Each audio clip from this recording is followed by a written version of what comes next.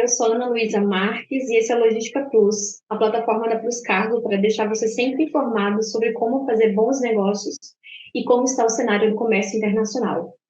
Hoje, no Logística Plus, vamos falar sobre a competitividade empresarial e os principais fatores que permitem às empresas brasileiras explorar oportunidades e superar desafios em seus mercados de atuação. E para conversar sobre o tema, convidamos o Alex Brenneken, vice-presidente institucional LEAD de Pernambuco e CEO do Grupo 26, que vai falar sobre o cenário do mercado e como o Brasil pode aumentar a sua competitividade em 2023. Alex, é um prazer receber você aqui. Muito obrigada por conversar com a gente. Oi, Ana, é tudo meu. E é um prazer estar aqui participando desse webinar junto com a Plus, cara. Alex, qual é a sua avaliação do cenário de negócios em 2022? Quais foram os principais desafios e oportunidades ao longo deste ano? 2022 foi um ano interessante, porque a gente sai de 2021 já mais forte da pandemia, né? Então, a gente sai de uma pós-pandemia, ainda no começo de 21 ainda teve algumas restrições, as coisas ainda eram incertas, mas depois que engrenou 2021, isso fez com que engrenasse 2022 também, com muitos desafios ainda, né? Nós tínhamos fretes internacionais muito caros ainda, valores elevados ainda no decorrer do ano de 2022, a logística internacional ainda se acomodando, porque as demandas foram crescendo, as demandas ficaram muito altas, não só para o Brasil, mas para o mundo inteiro. Então, ainda portos ainda sobrecarregados, faltando ainda contêineres para algumas operações, mas sem dúvida nenhuma, o ano de 2022 foi um ano vencedor, foi um ano muito bom para a economia brasileira. Perfeito. Temos uma perspectiva de melhoria do cenário de negócios em 2023, na sua visão? Quando a gente fala de comércio exterior, os nossos negócios eles não acontecem muito rápidos, eles acontecem um pouco mais lentos. Então, assim, a gente às vezes fecha negócio com um cliente que ele aconteceu no meio do ano e ele vai se concretizar no final do ano, e por aí vai. Então, tem coisa que a gente fechou em setembro, outubro, e ele ultrapassa para o outro ano. Então, numa forma geral, eu acho que quem está no comércio exterior, o começo de 23 ainda vai ser um ano bom. Eu não tenho dúvida que tudo que está comprado, que está encomendado, ele vai chegar, porque o comércio exterior você tem que ter um certo tempo para se programar para que a mercadoria chegue. O início depois para o Brasil, se você falar início de 2023, sem dúvida nenhuma, a gente vive uma instabilidade, porque a gente não sabe como é que vão ser ainda a economia, a gente não sabe, né? Ainda não está dito ainda como é que isso vai ser. E o mercado está meio preocupado, então você vê bolsa caindo, dólar subindo, e dólar subindo para a gente é ruim, porque o dólar tendo uma flutuação, sei lá, 5,30, 5,35, 5,40, todo mundo se acomoda bem e vai embora. Mas você sai de um 5,23, que estava ontem, nós fechamos a operação ontem a 5,23, e hoje a 5,30 alguma coisa, então quando aumenta 10 centavos assim, sem você esperar, isso faz uma diferença muito grande.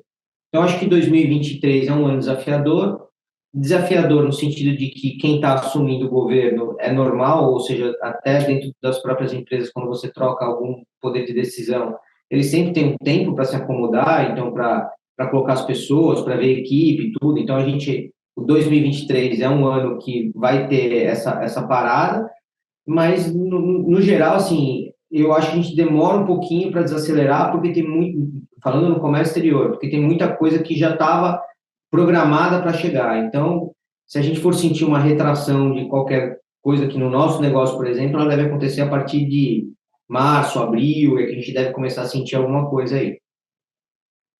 Conta pra gente o que significa um país ter boa competitividade empresarial. Boa pergunta, Ana. Eu resolvi usar parte do meu tempo para me engajar na atividade eu brinco que é um ativista empresarial, para tentar lutar por um melhor ambiente de negócios e tentar fazer com que a gente tenha boas práticas para que a gente possa empreender dentro do estado, né? Então, nós estamos localizados no estado de Pernambuco, em Recife.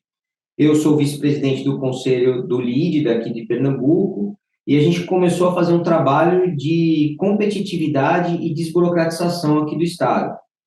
Isso foi muito importante porque abriu um diálogo entre público e privado, então a gente conseguiu chegar mais perto do público, não para mudar as regras, porque a gente sabe que as regras para serem mudadas são muitos passos, ou seja, é lei, é muita coisa para fazer, mas para melhorar a aplicação da regra.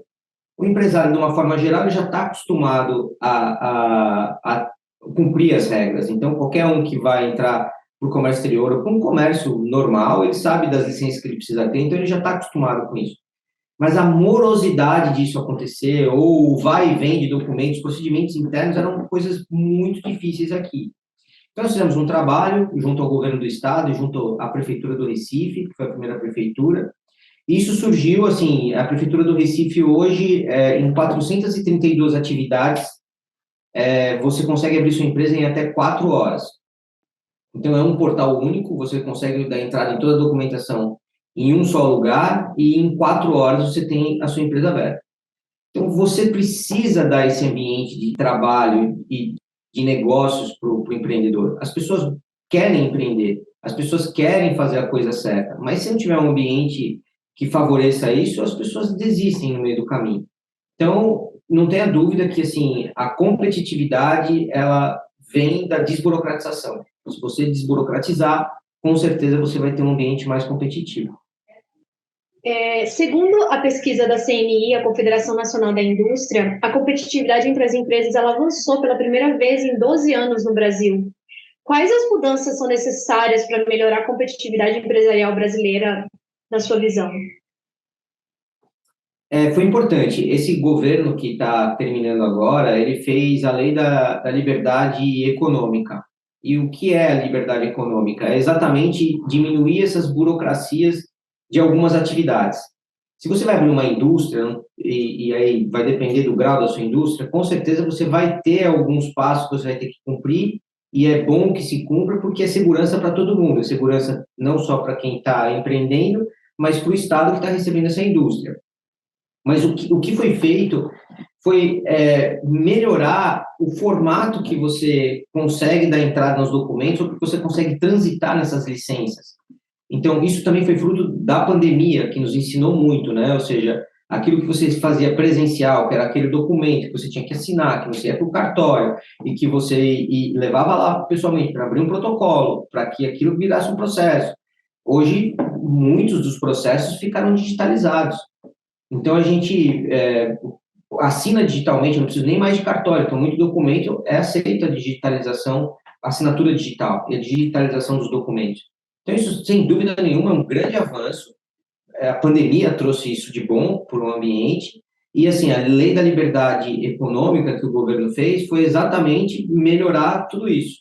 E teve, sem dúvida nenhuma, também a questão de tributária, que alguns impostos também facilitaram a forma de cobrar, né? Então, nosso negócio, né? II, IPI, PIS, COFINS, depois ICMS, então um era sobre o outro, então melhorou-se a forma, o formato de calcular o que incide, o que não incide. Então, assim, são várias medidas que realmente melhorou muito o ambiente de negócios aqui no Brasil para se empreender. E dentre as regiões e estados brasileiros, onde nós podemos encontrar um cenário mais favorável para competitividades? O que você pensa sobre isso? Minas. Minas tem um programa Minas Livre para Crescer, e o trabalho que foi feito lá, tem o Douglas Cabido, que é um secretário lá de Minas, ele fez um trabalho espetacular.